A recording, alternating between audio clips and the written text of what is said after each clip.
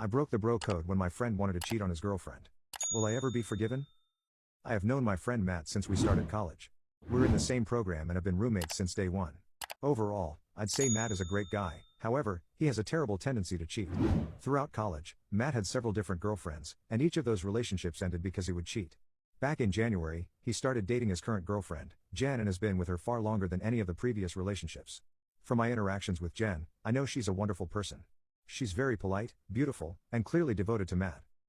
For the past few weeks, Matt has also developed a close relationship with his anatomy lab partner Cindy.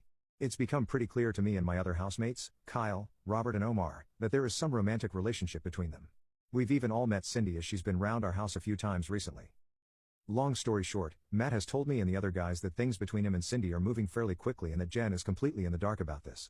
He told us that, for the foreseeable future, he'll be spending a few nights hanging out at Cindy's place. Here's the issue, Jen only lives a few minutes walk away, so there's a good chance she'll come by looking for him, according to Matt. Therefore, he wants us all to make excuses for his absences and potentially reassure Jen that he isn't up to anything bad. Kyle and Robert are fully on board with this, as they consider it the bro code.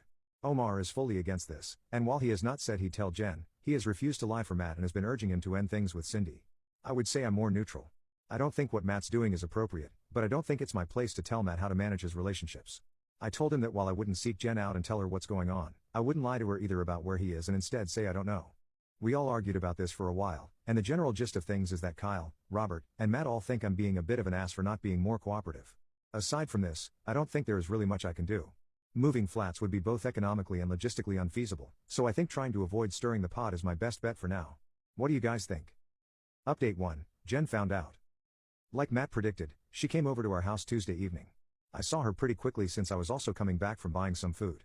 She asked me if I knew where Matt was, and I said I didn't know.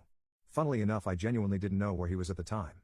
She mentioned how he wasn't responding to her texts and that she was worried about him, and I felt pretty bad hearing that. Kyle approached us at this point and said that Matt was in his anatomy lab, then reassured her that he'd contact her once he was finished. She didn't seem entirely satisfied with that answer but thanked us anyway and left.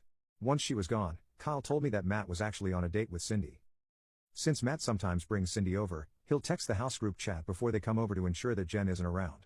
He did this on Tuesday night, then Kyle alerted Matt that Jen had stopped by looking for him, so he stayed over with Cindy on Tuesday night. On Wednesday evening, only Omar and I were home. Kyle was with his own girlfriend, and Robert had an exam. At around 7 p.m., we got a text on the group chat from Matt saying he plans on bringing Cindy over that evening, and he asked if Jen had popped by. I told him that I hadn't seen her, and things went on as usual. Omar has actually refused to respond to these specific text messages from Matt, so there was an expectation on me to clarify if Jen was here or not. A little after 8 p.m., Jen comes by with her friend Carly. They asked us where Matt was since Jen hadn't been seeing him a lot lately. Before I could even say anything, Omar told them to come back after 8:30, and Matt should be home. After they left, I argued with Omar about his decision to tell them to come back, since it was inevitably going to cause drama, but he didn't care. I did text Matt and told him about Jen potentially returning, but since he was driving, he didn't read the message. At this stage, I gave up trying to contact Matt and went up to my room. A little after 8:30, Matt walked in with Cindy, and not that long afterward, Jen and Carly returned. Omar let them in. Long story short, there was a lot of Jen yelling and Matt lying and apologizing. I didn't bother coming down since I could hear it all from my room. After about 10 minutes of this, Jen and Carly left. Matt sent Cindy home after this and was pretty pissed at what happened. I reminded him that I sent text messages that he didn't read, and Omar played dumb, acting like he didn't see Matt's message about him asking if Jen was home. Omar admitted to Matt that he told Jen to come back after the first time she came, because he didn't think Matt was dumb enough to go out with Cindy 2 nights back to back. Robert and Kyle came home after this point and I filled them in with what happened. There was definitely some tension in the house this morning, as Matt thinks this all could have been avoided had Omar been more helpful. He also partially blames Cindy for wanting to come over so often. Overall, Matt doesn't really seem to care that Jen found out and broke things off with him. He said that he'll try apologizing one more time, as he does prefer Jen to Cindy, and if she doesn't accept, he'll leave things as they are. As for Cindy, Matt has already told Kyle, Robert, and me this morning that he plans on ending things with her after the December exam season. He says that he wants to be single again by New Year's so he can have a fresh start. Kyle and Robert think this is pretty hilarious considering how much trouble he got into to be with her. Things have ended more smoothly than I thought and I have made it abundantly clear to Matt to keep me out of his relationship woes. I have also asked Carly how Jen was holding up this morning as we share a class together. As expected, Jen was very upset about the entire ordeal, and she and her friends consider everyone at our house aside from Omar to be complicit and awful. Kyle also texted the group chat saying that his girlfriend found out what happened and is furious with him.